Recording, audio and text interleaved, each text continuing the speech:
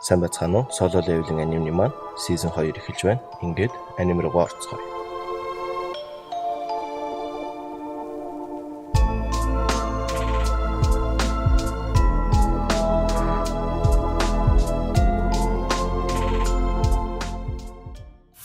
Цамхагаас гараад гэртээ ирээд унтаж байсан чинь дүүн залгаад өнөөдөр багштай уулзна гэдгийг мэдэж байгаа биз дээ гин. Жинүү сургууль дээр нь ирэхэд дүүн хараад энэ та мөн үү? Хүн ингэж өөрчлөгддөг юм уу гэд гайхна. Сургуулийнх нь охтууд хараад тэр хин бэ? Ямар царайлаг юм бэ? Шинэ багш юм уу гэцгэн. Жинүү дүүгийнхаа багштай уулзахад багш нь Жинагийн бүх зүйл нь сайн байгаа. Үлгэр жишээ сурагч. Хэрвээ түүний хүч сэргвэл ангууч болохыг зөвлөх үү гэхэд Жинүү үгүй гэж хариулна. Гэтэл багш танаас нэг гуйх зүйл байна гэхэд өмнө нь Жинүү жинхэнэ хоёрыг цамхагт орох үед ирж байсан охин байж тав. Энэ охин хүчин сэргээд ий зэрэглэлийн ангууч болсон болохоор сургуулаа орхиод ангууч болохоор шийдсэн талаараа хэлнэ. Ерөнхийдөө багшийнх нь Жинүүгээс гуйсан зүйл нь энэ охиныг ангууч болох шийдвэрийг болиулах талаар байдаг. Энэ охин нь Жинүүгийн дүүгийнх нь ангийн охин ба нэр нь Хан Сон И. Үзэгдэл солигдоход онгоцны буудал дээр панда онцлог Солонгост ирсэн харагдана. Харин ангуучдын холбооны менежер Үү Жинчол ирээд тэр хоёртой уулзахаар ирсэн юм уу гэхэд Донсо Жинүү жинхэнэ хоёроос ахыхаа өшөөг авч алхахаар ирсэн байдаг. Цамхагт юу хийх нь та нарт хамаагүй. Чи намайг зогсоох гээ юу гэд явна. Энэ үед Хантерс бүлгмийнхэн Жэжүү арал дээр хийсэн судалгааныхаа талаар ангуучдын холбооны ерөнхийлөгчтэй ярилцсан. Тэд далаагаас далавчтай аврах шоргоолж олсон ба Жэжүү арал дээрх аврах шоргоолжнууд хөгжиж боловсрч нисэхээр оролдож байгаа талаар тайлагнана.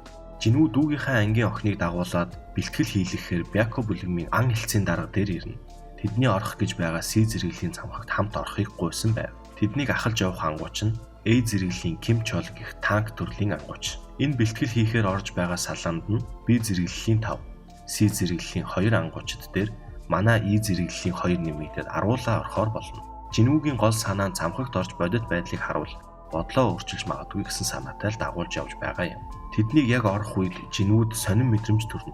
Гэтэл гинтл цамхагийн хаалганы өнгө өөрчлөгдөж улаан болов. Жинүү нөгөө охиныг дагуулад гарах гэсэн боловч чадахгүй. Тэгээд ан хэлцийн даргад тусламж дууд гээд буцаад сорогдоод орчихно.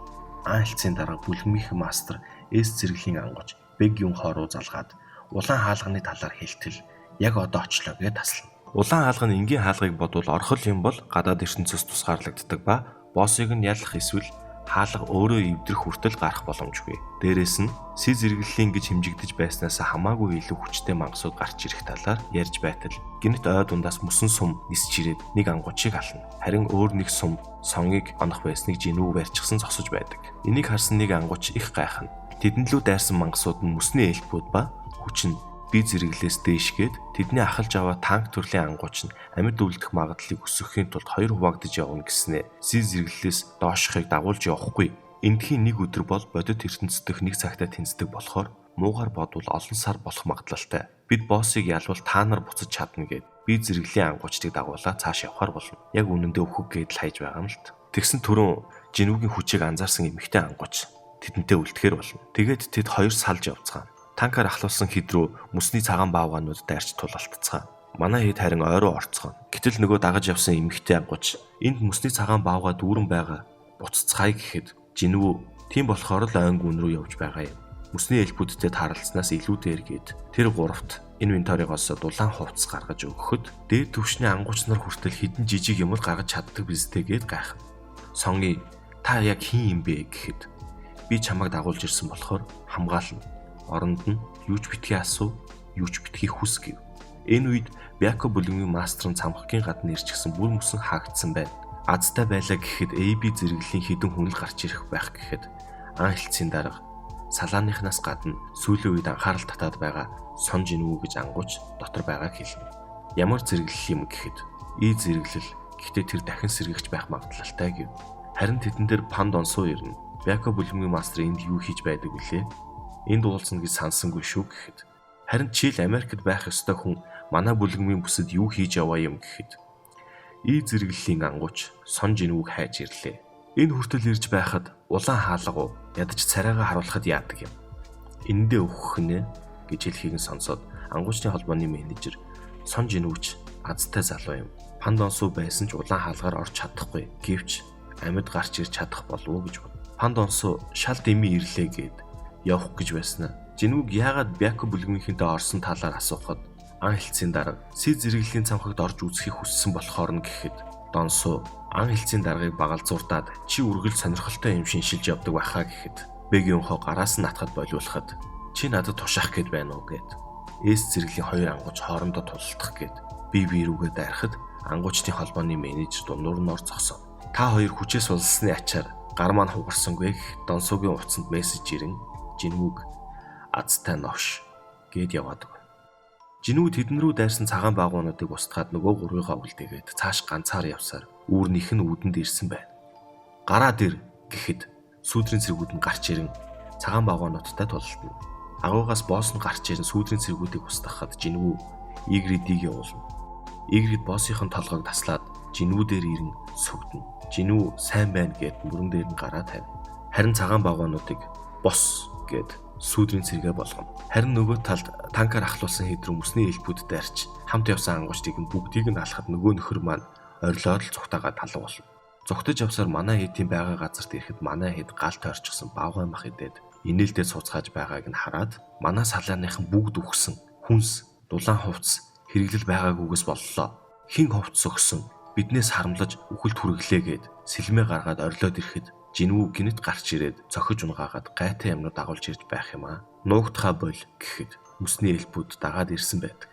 Жинүү системийн ачаар мангасуудтай ярьж чаддгаа бас мэднэ. Босс нь гэд морь унсан элб хүмүүс донд хүчтэй нэгэн байна гэж хэлсэн юм. Тэр чамтай тулдахыг хүссэн гэхэд нүд ирмэх зурал тэр элбийнхэн толгойг тасалчихсан ардан зогсож байв. Сонирхолтой юм. Чи хүн биш байж яагаад хүмүүсийн дунд байгаа юм? Өөрийгөө юу болохыг мэдэхгүй юм уу? Бидэнд хүмүүсийг аал гэж сонсогддог. Харин чам руу харахад сонсогдохгүй байна.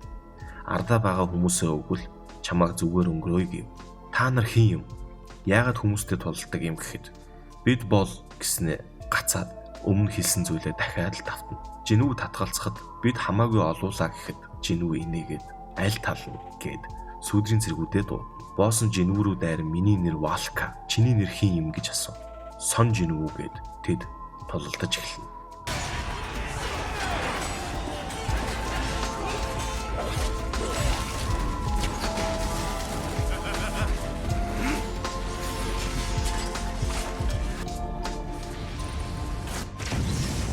Жинүүг мөсний эльпийн босстой тулалдаж байх үед Эй зэрэглэлийн танк үх сон Жинүү гэд араас нь дайрч ирнэ.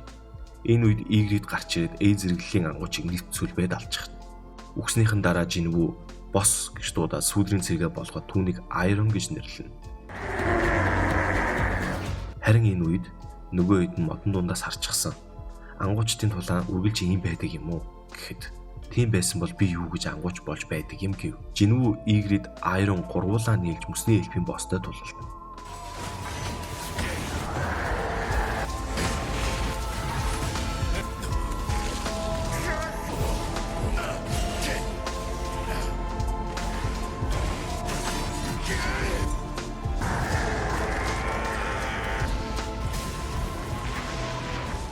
Тулааны эц Жинүү цээжинд нь илдээ зон ингээд дуслаа гэхэд мөсний эльпийн босс би одоо ч гэхэд Айрон гарч ирээд бяд цохиж ална.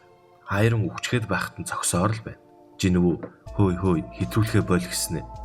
Ирээдүйдээ санаа зовж байна шүү гэв. Мөсний эльпийн боссыг сүүдрийн цэргээ болгох гэж 3 удаа оролцсон боловч чаддаггүй. Боссыг устгаж хаалга нэгтгэхэд гарцгаах нэ гэд нөгөө хэд нь баярлцгаана. Тэдний гарч ирэхэд Бяко бүлгийн мастер доод өвшний ангуучид л эргэж ирсэн байгааг хараад гайхна. Жинүүг явах гэхэд мөрнөөс нь бариад хүлээж бай. Асуух юм байна гэхэд өнөөдөр их ядарлаа. Бүлгмийнхээ гишүүдээс асуу гэхэд манай 6 гишүүн ор сураггүй боллоо. Хариуцсан хүн нь болохоор асуух юм байна гэд уурлахад Жинүү үлдсэн хоёрыг нь би аварсан. Хариуцсан хүн юм бол эхлээд талархах ёстой биз дээ гэхэд чиний зөв гэд уучлалтгүй бүхийлөө. Маргааш нь Жинхоо Жинүүг авахар ирнэ. Жинүү замаараа нэг хүн аавна гэхэд тэр хүн нь Сонги байв. Жинүү Сонгиг унтаж чадсан уу гэж асуухад үүрээр ирсэн болохоор сайн унтаж чадаагүй гэд тэр хоёрын ярилцаж байгааг сонсоод Жинхоо хачин царайлаад та хоёр ийм харилцаатай байсан юм уу? Аха насан туршаагүй хүүхэд шүү дээ гэхэд тэгээд гэсэн чинь за юу ч биштэй гэд явцгаав. Цамхагт орж Жинүүгийн сүүдрийн цэргүүд мангасуудыг устгах чулуунуудыг нь түүж байгааг харсан Жинхоо аха ядаж би чулуунуудыг цуглуулаа ил даа гэв. Манай хоёр ярилцсны дагуу 19 цамхаг цэвэрлэж дуусгаснаар жинхэнэ бүлэгмийн эзэн болох үнэмлэхээ авахар болно. Энэ үед Америкт нэгэн ангууч сахал үсэндээ баригдчихсан нөхөртөө таарна. Тэгээд Америкийн ангуучдын холбооных нь хүн төрхтэй мангас байх магадлалтай гэд хорьчихсон. Юу болсон талаар асуухад Солонгосын ангууч ба түүнийг Сон Илфан гэдэг 10 жилийн өмнө цамхагт хөгжигдсэн байж байгаад Америкийн ангуучдтай таарлцсан гэв. Адилхан Солонгос ангууч гээд Пандонсуг дуудсан байв. Жинүү дүүдээ 7 хоног ирэхгүй байх гээд Сербрүүстэй тулалдсан цамхаг руугаа дахин орохоор яв. Жинүү өмнө нь ирж байсан үеэсээ 3 дахин их төвшөнтэй болоод эргэж ирэв. Цамхагт ороход даалгавар гарч ирнэ. Энэ цайз чөтгөрөөр дүүрэн 10,000 чөтгөрийн сүнс цуглуул гэсэн байв. Жинүү хэд байханд хамаагүй хийх болно гэд чөтгөрүүдийг алж эхлэв. Чөтгөрүүдийг олноор устгасны дараа 2 дугаар давхарт нэвтрэх эрхийг олж ав. Энэ цамхаг нь 100 давхар ба давхар өгсөх тусам чөтгөрүүд нь хүчтэй болно. Тухайн давхрын боссыг ялахад дээд давхар руу нэвтрэх эрхийг өгдөг. Жинүү тулалд нь давхар өгсөж явсаар 10,000 чөтгөрийн сүнсээ цуглуулж дуусна. Харин 50 дугаар давхарт өөрөөс нь хүчтэй улаан тэмдэглэгээтэй чөтгөрийн босс гарч ирнэ. Том биетэй ч гэсэн маш хурдан хөдөлгөөнтэй. Жинүүгийн бодсноос илүү хүчтэй чөтгөр байв.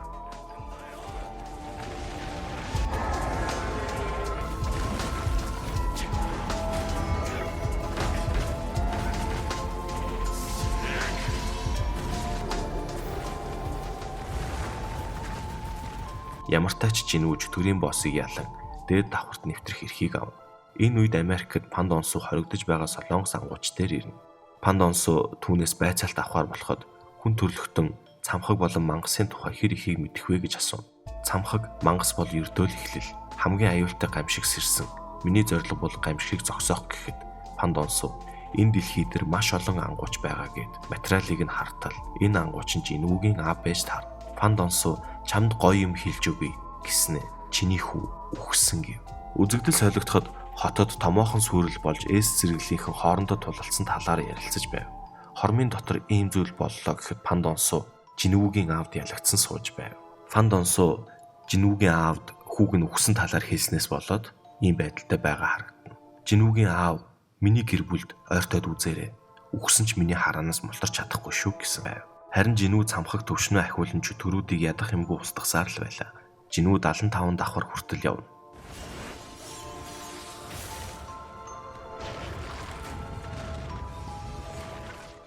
Хүнсэн дуусч энэ удаадаа буцахаар болно. Нилээн ашигтай байлаа. Эмэг, хүзүүний зүйлт, дээрээс нь шидийн хүч нэмдэг бөмбөлөг, хараагдсан хайрцагнаас түлхүүрч олж авлаа.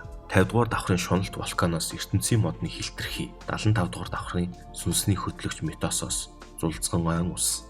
Ингэснээр Жинүү амьдралын арин усны 2 материалыг олж авсан байв. Одоо нэг үлдсэн нь ариутгагдсан чөтгөрийн хааны цус.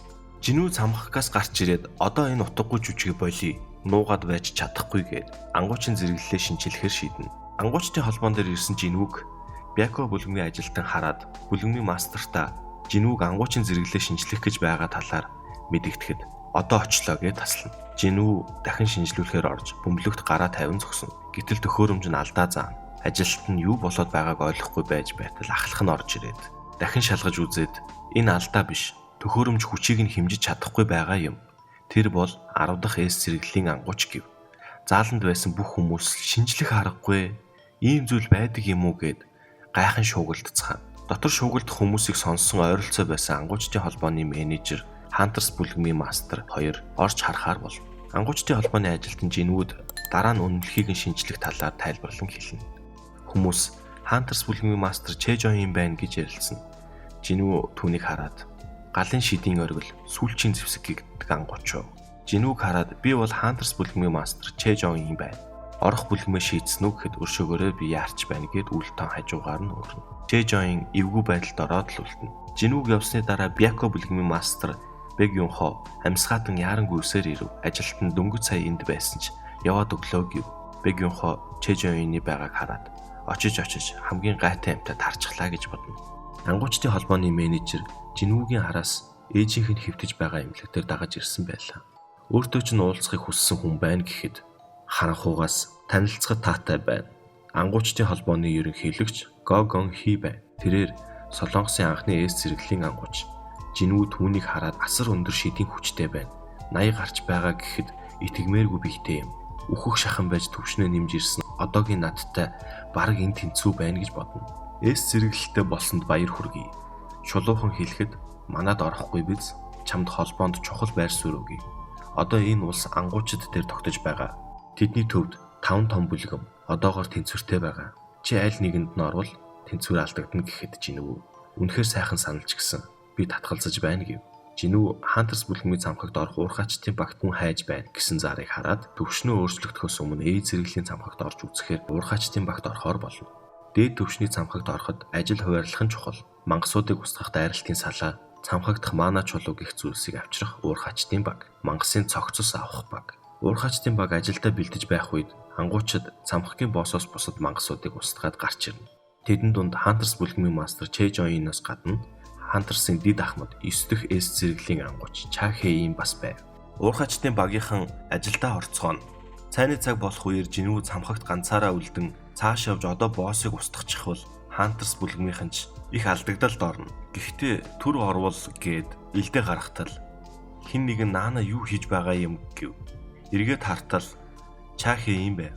Жинүү төөрөөд энд ирчихлээ уучлаарай гэд явхад Чахэйн түр хүлээгээрэй гэд Жинүүг үнэрлэхэд өмхийн үнэр байхгүй байгаад гайхна. Ангуучтаас муухай үнэр ялгардаг болохоор байн галчуураар хамраад дарж явдаг юм байна лээ л дээ. Жинүүг ий зэрэгэл болохоор юм болов уу? Харин сайхан үнэр үнэртэж байна гэж бодно. Харин уурхайн багийн ахлагч Жинүүд өөрийнхөө доор ажиллах санал тавихч Жинүү 2 өдрийн дараа шинжлүүлэх учраас татгалцсан. Тэгвэл ядаж дахиад ганц өдөр ирж ажиллахыг гуйна. Маргааш нь ч болж Хантерс бүлгмийн Сон Гифүн гих ахмад ирээд танаа багаас нэг хүн авч болох уу? Би зэрэглийн цамхагт ачаад зөөх хүн хэрэгтэй байна гэхэд Жинүү сайн дураараа орохоор болно. Бусд нь ч Жинүүг аюултай учраас орж болохгүй амиа хорлож байгаагаас өөрсцгүй гэв. Тэднийг цамхагт ороход Жинүүд сонин хүч мэдрэгдэв. Гэтэл дээд төвшний оркууд гарч ирэн тэдэн рүү дайрна. Тэдний нэг нь л ихэд ээж зэрэглэлтэй тэнцэхээр хүчтэй. Тэд хүнд нөхцөл байдалд орцгооход Жинүү тэдний асуудалд оролцохгүй тул тэдэнд мэдэгдэлгүй оркуудыг шархтуулж хөдөлгөөнийг нь удаашруулж туслахад бүлгмийнхэн оркуудыг амархан устгаж чадна. Манай салаанд хатсан хэрэг байна гэхэд ахмад нь ч зөвшөөрж тэд буцахаар болно. Тэднийг гарахаар хаалган дээр эртэл хүчтэй хориг ашиглан хаалгыг битүүмжилсэн байв. Энэ үед тэдэнд хүчтэй давамт мэдрэгдэх ба эргээд тартал илүү олон дээд төвшний оркууд ирсэн байв. Тэдний нэг нь ирээд толгоо нь эргэлдэж байснаа хүмүүсээ миний нэр Каргарган агуу оркийн шидтэн та нартай уулзахыг хүсэж байна. Цэргүүдэд алагдах уу? Эсвэл надтай уулзахаар ирэх үү? Сонго гэв. Тэд ч зөвшөөрч уулзахаар болно. Харин тулаан болж тэр үед нь хориг алга болвол Жинүүг төрүүлж гараад бүлгэмт нь мэдэгдэхийг хүснэ. Мөн энэ салааны шидтэн эмэгтэй нь өөрийн дэвтрээ өгөөд миний сүүлчийн үг байгаа юм аа. Эндээс гарвал гэр бүлд нь дамжуулж өгөөч гэж хүснэ. Энэ үед Чахэйн Жинүүг хайж ирсэн байлаа. Гадна байх уурхайчдын салааны дараагаас Жинүүг ачаа зөөхөр орсныг сонсоод тэр ч гэсэн дотогш орохоор болно. Ангуучдыг танхимд дагуулan ирэхэд танхимд өрөн дээд төвшний оркууд байх ба танхимын дээр суудалд цамхагийн бос Каргарган 4 хамгаалагчийн хамт харагдана. Та нар надаас айж байна уу гэв. Яагаад биднийг энд авчирсан юм бэ гэхэд зугаацах гэж нэг нэгээр чинь алж, тамлаж, идэж цэргүүдээ зугаацуулна гэв. Үүнийг сонссон Сон Гифүн ахмад нь бүгд дайраад гээд урагш явхад бусд нь хөдөлж чадахгүй айчсан зогсоож байв. Түүнийг дайрахад босс түүнийг шидийн хүчээр дээш доош саван яг үхэх гэж байхад нь Жинүү байрж аван Сон ахмадаа энэ Хантерсын цамхаг би оролцох ёсгүй гэхдээ хүмүүс чинь аюулд байна. Энд байгаа мангасуудын бүгдийг нь авч болох уу гэхэд тийм ээ бидэнд туслаач гэв. Цамхагийн гадна ангуучны холбооны менежер ирэн Жинүүг асуухад дотор байгааг хэлнэ. Тэднийг орох гэтэл хүчтэй шид мэдрэгдэн дахин хэмжихэд эс зэрэглэлтэй ойролцоо хүчтэй эй зэрэглэл байв. Жинүүч сүүлийн цэргүүдэд дуудан дээд төвшний оркуудтай тулалдаж эхэлнэ.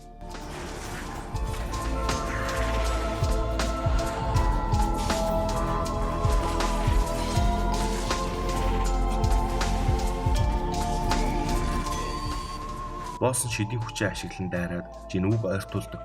Одооноос хар шидтний тулаан. Босс гэд өгсөн оркуудыг сүүлийн цэргээ болгоно. Чамайг ч гэсэн өөрийн сүүдрээ болгоно гэд босс руу заахад арай тэр ирхэм гээд өмнөх хүнсний ээлб шиг гацна. Анх энд сэрснээс нь хойш толгой дотор нь ижил тушаал давтагдсаар байгаа нь хүмүүсийг ал гэсэн тушаал байв. Босс жирэн шидийн хүчээрээ дайртал Жинүү хор хараалны эсэргүүцэлтэй учраас шидийн тойрог нь эвдэрнэ. Тэгсэн Жинүү шидтнүүдээрээ дайруулахад боссын баг хагарч унав. Энэ үед Чахеийн ороод ирчихсэн тулааныг хараад ийм олон зэрэг дуудсан юм уу гэд гайхаа зогсож байв. Босс шидийн хүчээрээ аврах том болоод чам шиг шавжийг бицлаад өгье гэд дайрахад Жинвүү үлэмж биетэнтэй асуудалтай юмсан гэв.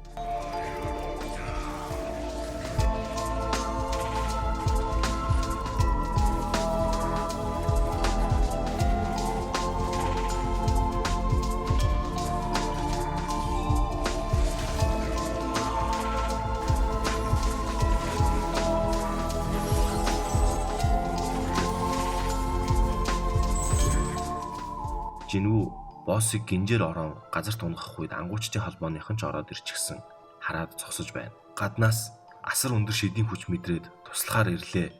Гэхдээ дими санаа зовсон бололтой гэв. Түүнийг мэддэг юм уу гэхэд баг зэрэг мэднэ гэд өнгөрнө. Харин Жинвүү боссыг устгаад төвшнөө ахиулан босс гэд сүүдрийн цэрэгээ болгон түүнийг Киба гэж нэрлэнэ. Жинвүү сүүдрийн цэрэг гаргаж авч байгаад тэднийг ирснийг ч анзаардаггүй. Хамт явж байсан ангуучдын салааных нь ирээд саянх юу байсан бэ гэхэд ангуучдын холбооныхон сон Жинвүү ангуучийн мэдээлэл дээд зэргийн нууц. Энд болсон зүйлийг аль болох задруулахгүй байхыг хүснэ. Сон Гифүн Ахмад бид өөрийн чинь ачаар амьд үлдлээ. Салаага төлөөлөн талархъя гэд бүгд түүнд бүхий. Жинвүү гарахдаа шидтэн эмэгтэйд грэслийг нь буцааж өгөөд явна. Бүлгмийнхэн нэг ангууч Чахеинээс та яагаад наатаха авч ирсэн юм гэхэд улаагаад намайг хачин гэж бодсон болов уу гин. Хантарс бүлгмийн төв байранд Чэжоин саяны салааны ахмадтай уулзаад Бякогийн адил бид ч гэсэн түүгээр авруулчихлаа. Олон тооны цэрэг дууддаг, алуурчин шиг хурдан хөдөлгөөнтэй үхсэн мангасуудыг удирддаг гэхэд итгэхэд хэцүү юм. Сон Жинвүү бид хоёрын хинэн хүчтэй гэж бодож байна гэж асуухад та ээж зэрэглэлийнхэн дундаа хамгийн хүнд цамхгийг ганцаараа ялж чадах уу гэхэд боломжгүй гэв. Харин түүнийг заавал бүлгэмдээ элсүүлж авах хэрэгтэй гэж ярилцсан. Жинвүү Жинхотой уулзахад Жинхо түүнийг багтаа авах санал тавина. Жинвүү шууд л татгалзсан. Харин өөрөө бүлгэн байгуулах гэж байгаагаа хэлээд Жинхог өөрийг нь дагахыг санал болгоно. Алдартай жүжигчин залуу төвшнгөө тогтоолгох гэж байгаа гэд ангуучдын холбооны байрны урд дүүрэн сэтгүүлч цугласан байв. Гэтэл машинаас Бяко бүлгийн мастер Бэгюнхо, Хантарс бүлгийн мастер Чэжоинаар бууж ирэхэд сэтгүүлч та хоёр жүжигчин Имин Соныг бүлгэмдээ оруулахаар ирсэн юм уу гэв. Үгүй ээ, бид өөр ажиллаар ирсэн гэд явцгаав. Тэр хоёр аль аль нь Жинвүүг бүлгэмдээ оруулна гэд маргалдцгааж байв. Гэтэл Шинигами бүлгмийн Имтэгүү ирээд та хоёр Минсоныг авах гээ юу гэхэд хоёул уурлаж тэр Минсон ч бидэнд хамаагүй гэв. Нөгөө жүжигчин нөхөр гарч ирээд л хүч маань сэргсэн өдрөөс л бодсон. Би тавилангаа дагахаар шийдсэн. Шинигами бүлгэмд орно гэд ярилцлага өгч байлаа. Тэгсэн хамгаалагч нь Жинвүүг садаа болоод байлгүй холд гэд хөөн. Гэтэл Го ерөнхийлөгч гарч ирээд миний зочныг дураараа хаагаад байж болохгүй.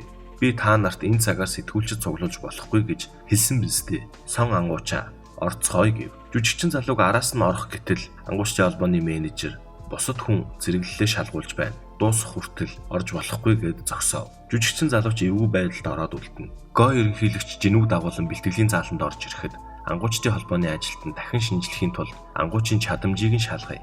Та ямар хүчтэй вэ гэхэд ийм юм гаргаж чаддаг гэд нэг сүүдрийн цэрэг гаргахад дуудах шидтэн байх нэ гэв. Харин Го ерөнхийлөгч ангуучдын холбооны менежерээс сонссон гэхэд Жинвүүч заал дүүрэн сүүдрийн цэрэг гаргаад дахиад зуугч гаргаж чадах байх гэв. Харин гадна байсан Бэгюнхо Чэжоин хоёр ямар гэж шидийн хүч вэ? Залгиулж байгаа мэт мэдрэмж төрж байна. Энэ сон ангуучийн хүч үгээд гайхацгаав. Дахин шинжилүүлж дуусаад шинэ ангуучийн үнэмлэхээ авна. Нөгөө хоёр Жинвүүд эс зэрэглэлд хүрсэнд баяр хүргийгээд ярилцах хүсэлтэй байна гэхэд өршөөгөөр би завгүй байна гэд гарах гэтэл гадна дүүрэн сэтгүүлч авчихсан байгааг Жинвүү хараад гайхан зогсон. Телевизээр Жинвүүг эс зэрэглэлийн ангууч болсон Чахеийн ангуучаас хойш 2 жилийн дараа 10 дахь эс зэрэглэлийн ангууч гарч ирлээ гэж шууд дамжуулан гаргаж байгааг Жинвүүгийн ойр дотных нь хүн бүрэл үзэж байлаа. Нөгөө хоёр араас нь гарч ирээд бид гэрт чинь хүргэж өгье гэхэд Жинвүү зүгээр дээ гэд алга болчихов. Бэгюнхо ийм биеийн чадамжтай байж шидийн төрлийн ангууч гэж юу? Харж жамжихааргүй хурдан байлаа гэд үлдэнэ. Жинвүү хэрэгсэл авахар ангуучдын хэрэгсэл зардаг газарт ирэхэд сон ангууч таныг хүлээж байлаа гэв. Жинвүү галын эсрэг нөлөөтэй юм хайж байгаагаа хэлэхэд галын эсрэг нөлөөтэй артефакт хэрэгтэй юм уу гэв. Артефакт гэдэг нь ангуучдын хүчийг нэмэгдүүлдэг тусгай хэрэгсэл юм. Тэгээд Жинвүүд нүмерэг болон бүгд санал болгоно. Үнэн нь нэлээд үнэтэй болохоор Жинвүү хямдруулахгүй юу гэхэд хэрвээ энэ шилийг хагалж чадвал зүгээр өгсөнч болно гэв.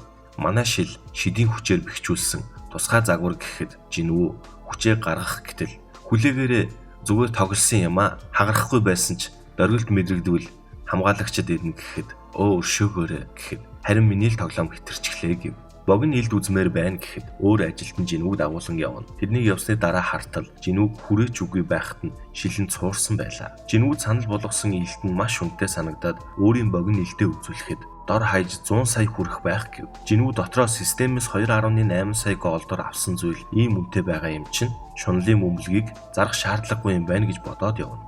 Жинвүү дахин 7 хоног ажиллаар явах талаараа дүүдээ хэлнэ. Энэ үед Жинхоо ирж таарах ба би түүнтэй хамт 7 хоног явна гэж тайлбарлав. Дүүгээ унтаж байх үед нь 3 дээд түвшний оркийг хамгаалуулахаар сүудэртэн нөө. Жинвүү дахин цамхагт ирэхэд шин даалгавар гарч ирнэ. Чөтгөрийн захирагч барааны сүнсийг ав. Шагнал нь сүудэр сэлгэх скилийн рүүн чулуу гэсэн байв. Жинвүү сүулт дуусгасан 76 давхраасаа цааш үргэлжлүүлэхээр болов. Киба шунлын бөмбөлгийг өгч чөтгөртөд тулалдуул шалгатал.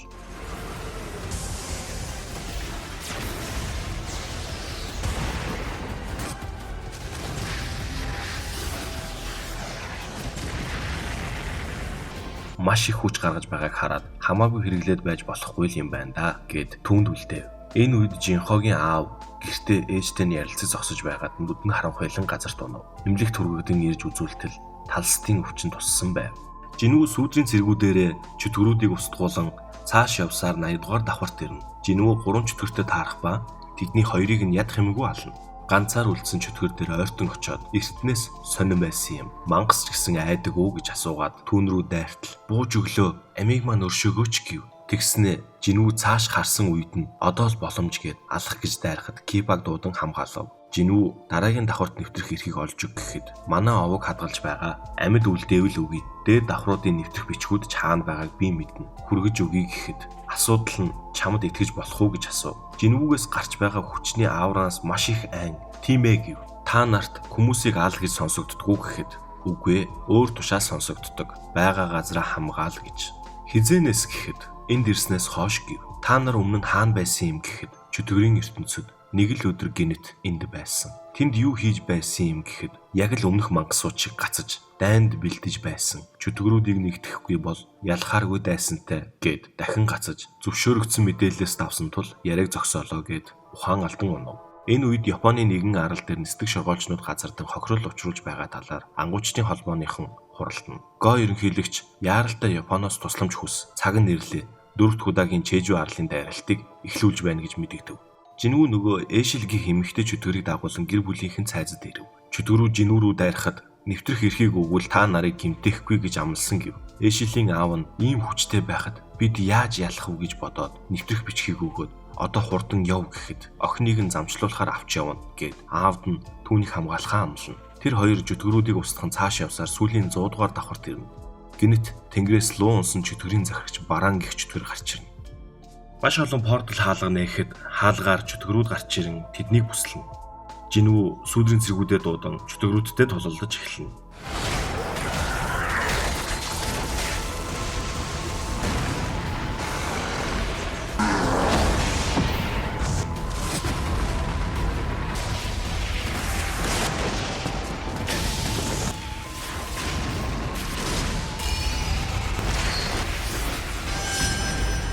Жинвүү унаж буй лууных нь хүзүүг тастан барааны газарт унган тэд тулалдаж эхэлнэ. Киба Айрон Игрид нар ээлж дараалан дайрахад бараан тэднийг бүгдийг устгана. Жинвүүч түүн рүү дайрахад түүний дайралтыг хаагаад толгооноос нь өргөн дайрах гэхэд Киба дайралтыг нь хааж Жинвүү гаранд нь 2 сэлмээ зооно. Харин Игрид нөгөө гарт нь сэлмээ зооно. Киба Айрон хоёр түүнийг зогсооход бараан дайралт хийж тэдний бүгдийг нь устгана. Бараанч хос сэлэм гарган Жинвүүтэй халз тулалдаж эхэлнэ.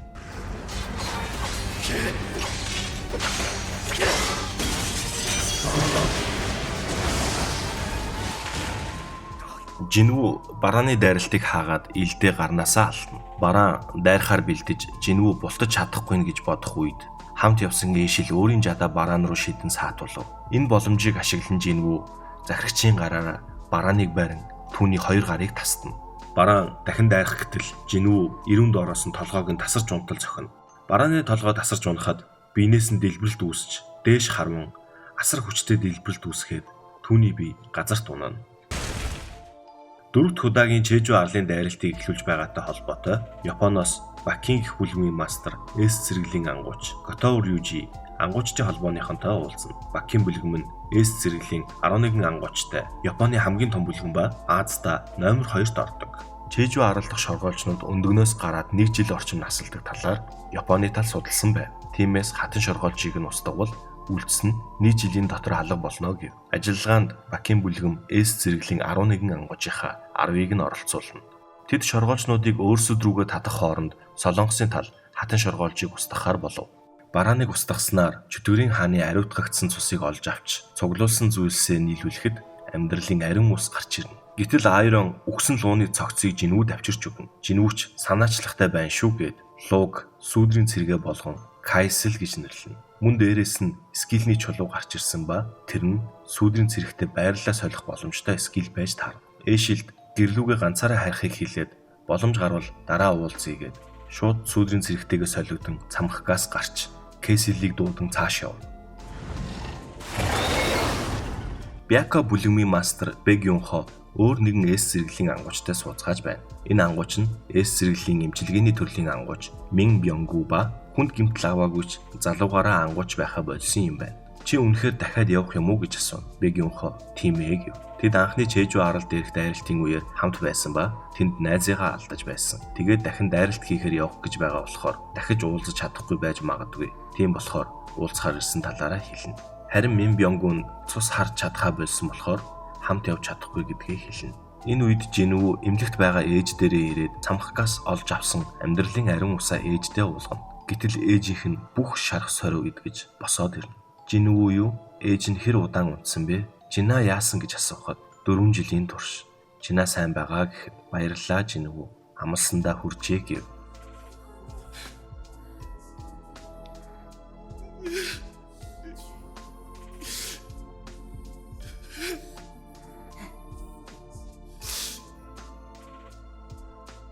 Эмнэлгийнх нь нойрсож байсан өвчтөн сэрсэн талаар сонсоод гайхацгаана.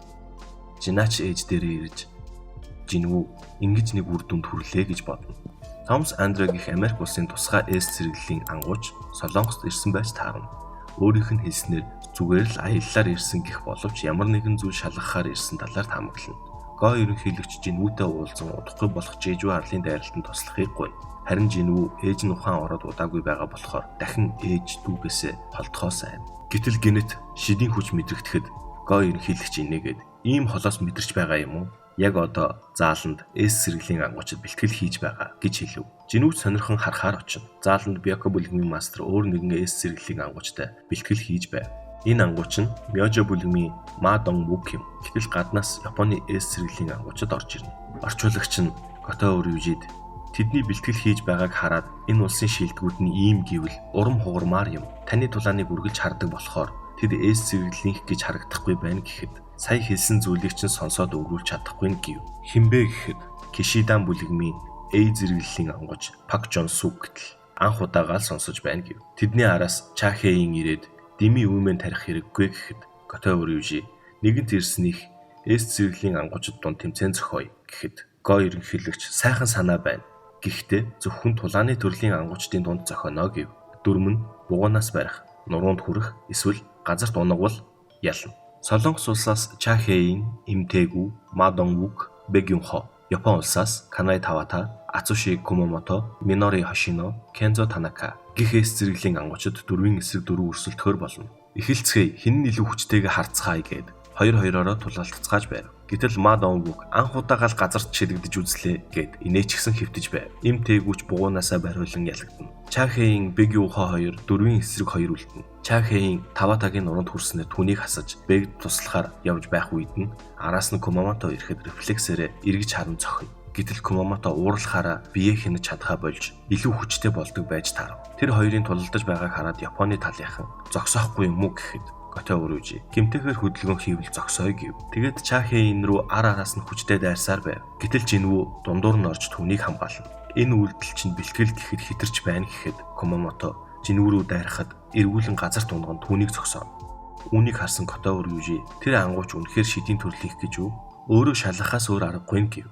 Орчуулагч нь Жинвүү дээр ирээд манай бүлгмийн эзэн чамтай тулалдаж үзхийг хүсэж байна. Жинүүч дотроо хүчээ туршиж үзэх сайхан боломж байна гэж бодов. Орчуулагч нь ирээд бүх хүчээ гаргах юм бол зөвшөөрнө гэж байна гэв. Бусад эс зэрэглэлийн ангуучид Готовотой тулалдах гэж байдгийг их зоригтой байна шүү гэж ярилцсан. Харин Чахеийн Бэгюнход тэднийг зогсоохгүй юм уу гэхэд Бэгюнхо тулааны ангуучтай шидийн ангууч халз тулалдах нь уг нь бол зогсоох ёстойч. Сон ангууч болохоор найдвар төрж байна гэв. Жинүүч бие халаагаад эхлэх үү гэж хэлж амжаагүй байхад нь Готов шууд дайрч эхлэв. Жинүү хөөе би хэлж дуусаагүй байна гэв. Готов саяын хурд хөдөлгөн ийм байж шидтэн гэж юу? Чиний хуурмаг төрхийг илчдээд өгье гэж дотроо бодно. Жинүүч энэ хүн бусад эс зэрэглэлээс шал ондоо юм. Готов өөрийг нь туршаад зүгээр л бултаад байгааг нь уурлан бүх хүчээрээ бяцлана гээд дайрахад Жинүү бараг нэг нүдээ алдах шахлаа гээд Готовгийн гараас нь барьсан байв. Чи надаар тохуурхаад байна уу гэхэд бугаанаас барьвал шууд дуусна биз дээ гэв. Тэд хоёул бүх хүчээ гарган бие бие рүүгээ дайрахад бусад нь дундуур нь орж хоёуланг нь зогсов. Мадон Вук авгаа Готовтой тулалдаад ийм шалбархаатай өнгөрсөн гайхалтай хэрэг шүү гэв. Жинүүч ерөнхий ямар шүү хүчтэйг нь мэдэж Японы 5 ангуучийн сүүдэрт цэргүүдээ нууж чадсан байлаа. Готов бүлгмийн дэд мастертайгаа холбогдсон чадварлаг ангууч байгаа талаар хэлнэ. Сон Жинвүүгээд саяхан эс сэргэлэлд хүрсэн дахин сэргэгч гэхэд дайралтад оролцох хүмүүс дунд байхгүй байна гэв. Жинвүүг би ирлээ гэд гэртээ орж ирэхэд ээж нь хоол бэлэн болчихсон гэд инээмсэглэхэд Жинвүү ээжигээ харан их л баярлана. 4 жил хэвтэрт байсан ээжигээ асрах хэрэгтэй болохоор Чэжүү арал руу явахгүй гэсэн шийдвэр гаргасан байдаг. Энэ үед Чэжүү арал дээр хатан шоргоолж энд хүнс тижэл байхгүй болж байна. Энэ арлаас явах хэрэгтэй. Бусдыгаа удирдах илүү хүчтэй нэгэн хэрэгтэй гэхэд хамгийн том өндөг хагарч дотроос нь нэгэн шоргоолж гарч ирнэ. Гарч ирсэн даруйдаа бүхэл бие нагшиж хар өнгөтэй болон хувирна. Хар шоргоолж босч ирэн орилоход түүнээс маш их хүч ялгарна. Дайралт хийх өдөрч болж маш олон ангуучид Чэжүү арлын бүслэлт болон эргийн хамгаалалтад гарцгаана. Дайралтанд оролцох ангуучид хөдөлгөөр бэлдэж байх үед эс сэргэллийн эмчилгээний ангууч Мин Бёнгу хамт явахар шийдэн гэрв. Тэдний даган шууд дамжуулалт хийхээр ангуучны холбооны эд зэрэглэлийн ангууч бас явна. Ийхүү Чэжүү арлын 4 дахь дайралт эхэлнэ. Энэ үед Японы ангуучид аль хэдийнэ Чэжүү арал дээр ирэн өөрсдийн хүчийг гарган мангасуудыг өөрсдөд рүүгээ татаж эхэлнэ. Арлын ойролцоо байгаа бүсэлтийн баг саадуулах долгионыг цацсан. Энэхүү долгион нь хатан шоргоочны долгионыг бусад шоргоочнууд нь хүлээн авах боломжгүй болгож байгаа юм. Шоргоочнуудын зарим нь нисдэг зэрэг рүү ирсэн ч Чэжүүийн устгав. Тэд буун агуй руу ороход маш олон тооны хонглууд байна. Яаж хатан шоргоолж дээр очих замыг олох талаар ярьж байтал Чэжүүийн маш олон галт бөмбөг гарган хонглууд руу галлан тэнд байна гэв. Тэд мангасуудыг устган цааш явсаар хагарсан том өндгийг олж хараад ийм том өндгнөөс ямар мангас гарч ирсэн бол хэмээн санаа зовно. Энэ үед Жинвүү өдөр тутмын бэлтгэлээ хийж байгаа харагдана. Энэ удаагийн дайралтанд оролцож байгаа бүх эс сэргэлийн ангуучид хүчтэй. Тийм болохоор амархан ялч чадна. Миний хэрэг байхгүй гэж бодно. Харин гадаа Японы 3 ангууч руу хар шоргоолж дайран хоромхон зурт тэдний толгойг тастан ална. Тэднээс холбоо тасарснаар тэдний ойролцоо байсан баг тэднийг хайж ирэхэд тэр хоёр ангуучийг ч ална. Солонгосын ангуучид нэг бүрэн эс зэрэглэлтэй тэнцэхээр мангасуудтай тулдан цааш явсаар Бэгюнхо хүчээ ашиглан хатныг олж харна. Хамгийн цаад талын өрөөнд олон хамгаалагчдын ард байна. Явцгаая гэв. Бүгд л хамаг хүчээрээ хамгаалагчдыг устган цааш явсаар хатан шоргоолжтой тулалдаж эхэлнэ.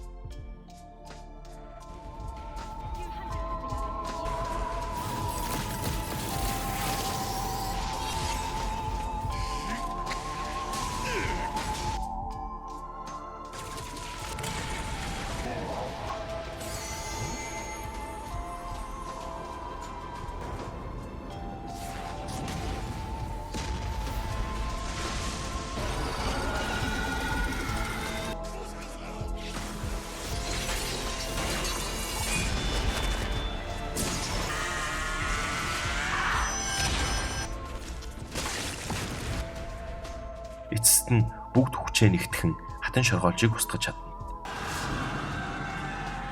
Хатан шоргоолж өгсөн болохоор үлдсэн нь 1 жилийн дотор үгүй болно. Гэхдээ сүүлд хашгирсан нь ямар учиртай байсан бэ гэв. Гэтэл бүх шоргоолжнууд үр рүүгээ буцаж байв. Тэдний орж ирэхдээ тавьсан хаалтыг эвдэн бүх шоргоолжнууд орж ирнэ. Нэг зүйл ирж байна гэтэл том өндгнөөс гарч ирсэн хар шоргоолж байв. Түүний хүчийг мэдрэн бүгд айдас тавтана. Мадон Вук зогсоохгүй бол гэд ураг шалхтал хамаг бие нь бодорч байгаа мэт мэдрэгдэж хөдөлж чадахгүй зогсно. Харин хар шоргоолж хажуугаар нь тоолгүй өнгөрөн хатан шоргоолжийн зүг явна. Хатан шоргоолжийн бие дээр очин түүнийг идэж байснаа гинт Чахеины ард ирээд түүнийг цохиход маш хол шидэгдэнэ. Бусад руу ч ээлжлэн дайрч юуч болоогүй мэт бүгдийг нь хүнд шархтуулна. Өөрийгөө нун бусдыгаа эмчилж байсан Мин Бёнгуг анзааран түүний нурууг нэвт сүлбэн толгойг нь тас татан идэнэ. Бэг Юнхоч найзыгаа алдсандаа уурлан дайрахад түүний хоолойноос нь боогоо зогсов. Бэг Юнхо түүний өөдөөс юу ч хийж чадахгүй байв. Гэтэл гинэт хүний хэлээр та нар сул дорой, бид хатнаа алдсан, цэргүүдийг нь аллаа гэд юу ч өөрчлөгдөхгүй. Та нарын хаан чинь хаана байна гэснээ. Гадаа хүчтэй нэг юм байна гэд яваад өг. Готоо удирдлага руугаа холбогдсон 5 хүнээ алдсан. Мангасууд хатан руугаа буцсан талаар мэдэгдэхэд тэдний амьд үлдэх магадлалыг асуув. Готоо Тикхов гэхэд сайн байна. Япон чадах бүхнээ хийсэн ч Солонгосын ангуучид бүгд өгсөн тул аргагүй эрхэнд ухарч дайралтын 2 дугаар салаатай нэгдэн Чэжүү арлыг цэвэрлснээр бид эс зэрэглийн цамхгийг цэвэрлсэн улс болно гэд ухрах тушаалаг. Гэтэл тэдэн рүү хар шоргоолж дайран нэгийг нь шууд л алав. Готоо дээр ирээд чи хаан уу гэхэд тийм ээ би хаан байна гэж хэлтэл хар шоргоолжны шидийн хүч нь бүр илүү хүчтэй болоход Готоо энэ мэдрэмжийг өмнө нь мэдэрч байсан юм байна гэд үзэгдэл солигдно. Дотор байгаа хэд рүү мангасууд маш олноор дайрч бүгд хүнд шархацсан. Ингээд дуусгах гэх үед Жинүүгийн сүудэрт нь нуусан цэргүүд гарч ирэн тэднийг хамгаална. Энэ үед Жинүү нэгэн барилгын дээвэр дээр зогсож байв. Солигд гээд тэдний дунд ирэв. Жинүү гинэт гарч ирснийг хараад бүгд гайхна. Сүүдрийн цэргүүд нь мангасуудтай тулалтанд тэднийг хамгаална. Жинүүг яаж ирсэн талаар асуухад дараа болъё. Эхлээд та нарыг эмчлэх хэрэгтэй гээд бүгдд нь шингэн уулгана. Харин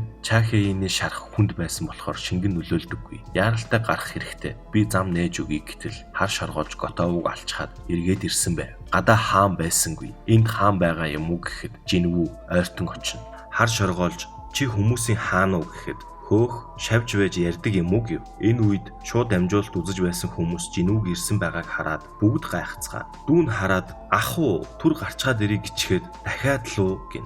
Хар шоргоолж Жинүүг зохиход бусд нь шидийн ангууч байж тэгж ойрцсноос л боллоо. Шууд оногдчихлоо гэв. Дорой юм. Яах аргагүй хаан биш байна гэтэл Жинүү зүгээр зогсож байв. Жинүү зөрүүлээ захирагчийн гараараа барин түүнийг зохив. Тэр хоёр ээлжлэн бие бинийгээ зохин цохилтсоор хар шоргоолжны амнаас гинэт нэгэн зүйл гарч ирээд Жинүүгийн хацрыг зүсэн үхлийн хороор хордуулсан байв. Чи одоо хөдөлж чадахгүй. Чи ингээд дууслаа. Үх гээд дайртал Жинүү гараас нь атхан түүнийг зогсоосон байв.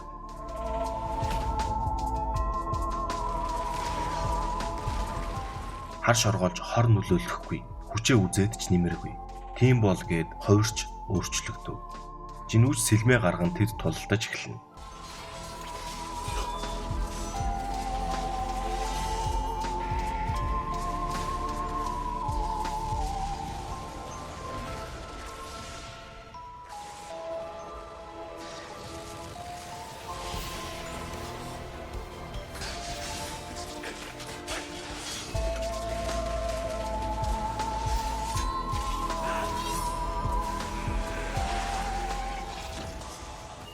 Жинүүгийн нүд рүү түүний сарвуу ойртон аюултай байдалд ороход систем хөгжүүлэлт ширүүн тулаан гэж гарч ирэн Жинүү илүү хүчтэй, илүү хурдан болов.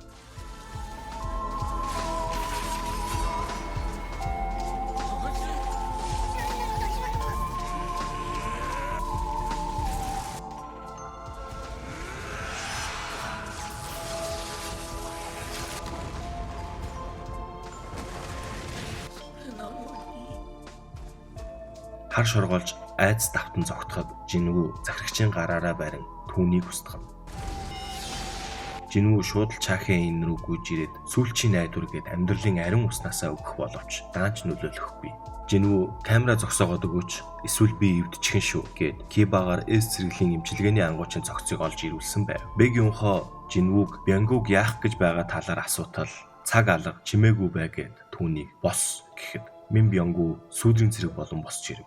Тэр үед бус нь дуудах шид биш байсан юм уу? Үхсэн хүний хүчийг хүртэлгээд гайхацгаана. Жинүү тэдэнд Мин ангууч миний хүчийг ашигла гэх хоолой нь сонсогдсон талаар хэлв. Бянгу шууд л Чахеин дээр очин түүнийг эмчлэв. Түүнийг харсан Жинүү их сайхан сэтгэлтэй хүн байжээ гэв. Бэг Юнхо Жинүүгийн мөрнөөс бариад Мин ангуучийн хүч чамд хэрэгтэйг мэдэж байгаач түүнийг дахиж тулааны талбар зогсоомооргүй байна гэв. Жинүү дахиад л мөрнөөс минь барих шүү. Гэхдээ энэ удаад тушаах биш гуйж байгаа бололтой гэд Мин ангууч дээр очин сүүдэр чөлөөлөлт гэхэд Мин ангууч алга болж байх үедээ Бэг Юнхо руу харан инээмсэглэв. Японы талч Жинүүг ажиллагаанд оролцохгүй гэсэн байж гинэт арал дээр гарч ирж хар шоргоолжийг устгасныг мэдээд өөрсдийнх нь төлөвлөгөөнд саад учрууллаа. Бид 10 эс зэрэглэлийн ангууч оролцуулаад 7-ыг нь алдсан байтал хэмээн ууралцгаа. Эс зэрэглэлийн ангуучид Чахеинийг яаралтай амьлэгт хүрэхээр явцгаахаар болно. Жинүүч дотор шоргоолж болон өндгөнүүдийг устган төвшнөө ахиулсаар 100 левелд хүрэв. Хар шоргоолжны цогц дээр ирээд бос гэхэд Жинвүү хэсэгхэн зуур харанхуйд живж байгаа мэт мэдрэгдэв. Хар шоргоолжч сүүдрийн цэрэг болон босч ирээд хаан та надад нэр өгөөч гэд сөгтөхөд Жинвүү гайхан бусд нь ярьдаггүй байтал энэ өндөр түвшнийх болохоор ярьж байгаа юм байх таа гэж бодов. Би чамайг алсан. Тийм байсан ч миний тушаалыг дагах юм уу гэж асуухад би үхсэн юм биш. Хааны хүчээр дахин мэндэлсэн. Танд үүрэг зүтгэн. Надад нэр хайрлаач гэв. Жинвүү түнд Бэрүү гэж нэр өгөв. Шоргоолжнууд сүүлчийн хамгаалалтын шугам болох эрэх төрсөн байв. Бэрүү 4000 орчим шоргоолж захирагчгүй болоод тард зугтаж байгаа бололтой гэв. Тийм их үү? Тэгвэл чи цөөлөд өгөхгүй биз гэхэд мэдлээ хаантан гээд яв. Энэ үед Жиол ах Жүүхи хоёр ч эргийн хамгаалтан дээр шоргоолжнуудтай тулалдаж байв. Нэг шоргоолж Жиол ахын араас гинэт дайрах үед Бэрүү ирж түүнийг аврам. Харж жамжаагүй учир юу байсан бэ гээд л өнгөрнө. Бэрүү шоргоолжнуудыг нэг нэгээр нь устгасаар байлаа. Чаки энийг авч явж байгаа хэдийн онгоц руу шоргоолжнууд дайрч хамгаалтын шийдэн эвдрэх мөчөд Жинвүү гарч ирэн тэдний замыг цэвэрлэж өгөв. Тэд ч иргэдээр иргэн ирж Чаки энийг шууд лэмлэг рүү хүргэв. Их золиос гарсан ч гэсэн ямар тач Чэжүү арлын 4-р дайралт амжилттай бол. Энэ үед Хятадын цэргийн болоод харагдав. Дахиад л энэ хүртэл шоргоолжнууд ирж байна. Дайрахад бэлд гэхэд хүлээж бай гэв. Гэтэл онгоцон дээр байх нэгэн ангууч биеийнхээ чилээг гаргая гээд нэг дайралтаар л бүгдийг нь устгана. Эднэр биш хар шоргоолжинд байсан бол арай зугаатай байх байсан юм гэв. Дайралтаас хойш хэдэн өдөр өнгөрч амиа алдсан хүмүүст хүндэтгэл үзүүлэх ёслол болов. Жинвүүг анханасаа оролцсон бол хохирол гарахгүй байсан гэж шүүмжиж байгаа олон хүмүүс байв. Бэг Юнхо Жинвүүд өөрөө бахарх олон нийт юу ч гэсэн энэ гамшигыг чийл дуусгасан гэв. Го ерөнхийлөгч дайралт амжилттай болоход тусалсанд ангуучдын холбоог төлөөлөн талархал илэрхийльгээд өгөв. Жинвүүч үгүй дээ илүү эрт очсон бол минь ангуучийг алдахгүй байсан юм гэв. Го ерөнхийлөгч цаашид яах талаар нь асуухад Жинвүү өөрийн бүлгмийг байгуулъя гэж бодож байгаа гэв. Чэжүү арал дээр нэгэн бүлгэн мангас үлдсэн эсхийг шалгаж аваад том биетэй мангас шиг нөхөртөө таарна. Энэ бол хориотой бүс зөвшөөрөлгүй орж болохгүй гэтэл цаанаас нэг мөсний ээлб шиг цэнхэр үгэн хурууга дуурахтал бүгд ухаан алдан унав. Тэд хоорондоо шалгаж чадсан талаар асуухад тийм ээ түүний хүч мөн байна гэхэд өвгөн хачин байна. Түүний хүмүүс туслана гэж бодохгүй байна гэд шилжих хаалга нээгээд яваад өгөв.